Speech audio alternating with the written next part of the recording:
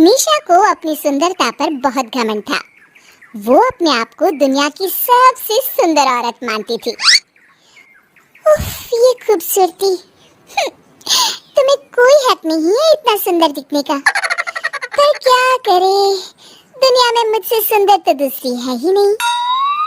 हाँ हाँ, भगवान के पास तो सिर्फ एक ही साचा था। तुझे बनाने के बाद उसने वो साचा ही तोड़ दिया, इसलिए पूरी दुनिया में तू अकेली सुंदर बची है।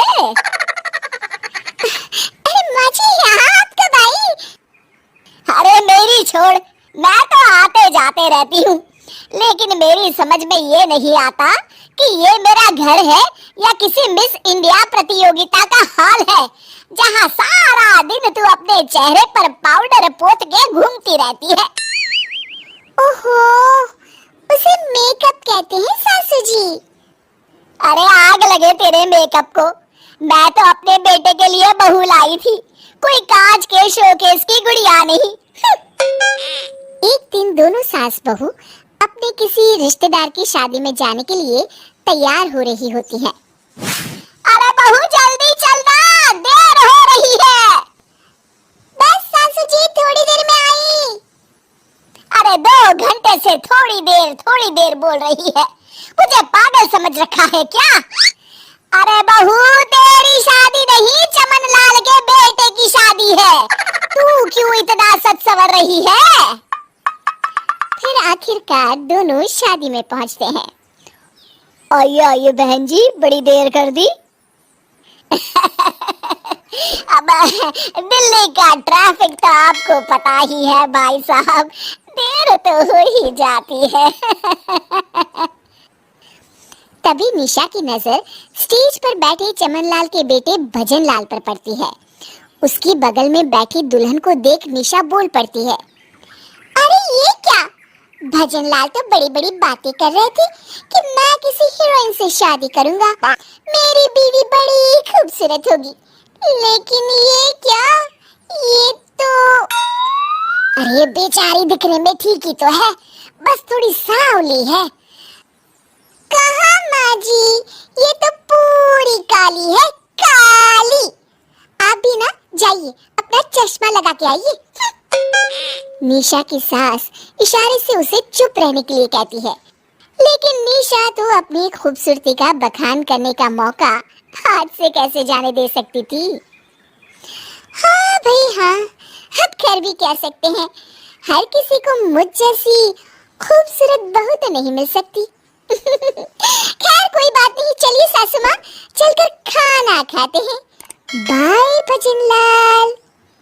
इस तरह निशा के लिए दुनिया में उसकी खूबसूरती से बढ़कर कुछ नहीं था। एक दिन निशा की सास घर की साफ सफाई कर रही होती है कि तभी, अरे मर गई रे, सुबह से अकेले काम कर कर के मेरी तो कमर ही अकड़ गई, मेरी तो किस्मत ही फूटी है। हे भगवान, इतनी सुंदर बहू देकर आखिर तू मुझसे किस जन्म की सजा दे रहा है? क्या हुआ सासू माँ? अरे कहाँ मर गई थी और इतना तैयार होकर कहाँ जा रही है? वो मेरा मेकअप का सामान खत्म हो चुका है, तो वही लेने बाजार जा रही हूँ। अरे बाजार बाद में जाना, चल ये झाड़ू पकड़ और कमरे की सफाई कर, और उसके बाद ना पोछा भी लगा देना। निशा मुंह बनाकर बोलती है, छी, झाड़ू पोछा? क्या बात कर रही हैं आप सासू माँ? अभी अभी तो मैंने मेकअप किया है, आप मुझसे ये सब काम कैसे करवा सकती है? धूल मिट्टी से मेरा चेहरा खराब हो जाएगा। अरे तू कौन सी दुनिया से आई है? हे भगवान, अब इसका मैं क्या करूं? तभी दरवाजे पर एक सेल्समैन आता है। नमस्ते बहन जी, घुमालिया कंपनी से आया हूँ। हमारी कंपनी एक से बढ़कर एक ब्यूटी प्रोडक्ट्स बनाती है। मेकअप का एक बॉक्स लेने पर एक फ्री, और ऑफर सिर्फ सीमित समय तक ही है। निशा खुश होकर कहती है, अरे वाह, एक पे एक फ्री।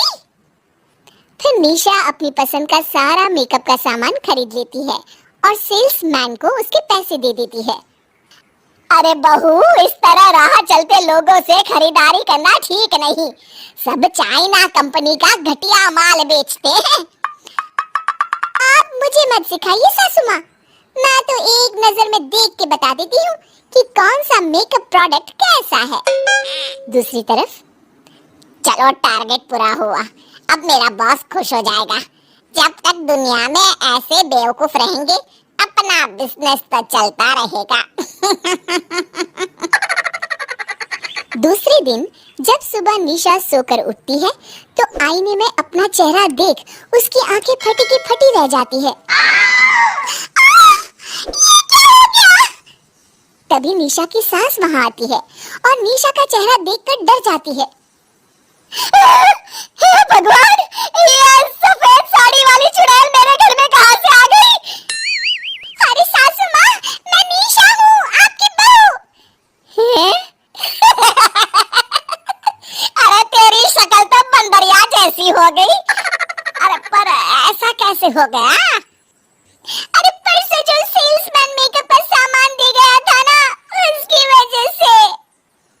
अरे पगली, मैंने तो तुझे समझाया था कि चाइना का माल मत ले, उसकी कोई गारंटी नहीं होती। अब भुगत। चलो अच्छा है, कम से कम अब इसके सिर से सुंदरता का भूत तो उतर जाएगा। मेरा चेहरा, अब मैं क्या करूंगी? दोस्तों, इसीलिए तो कहते हैं चाइना माल कभी भी ना खरीदें।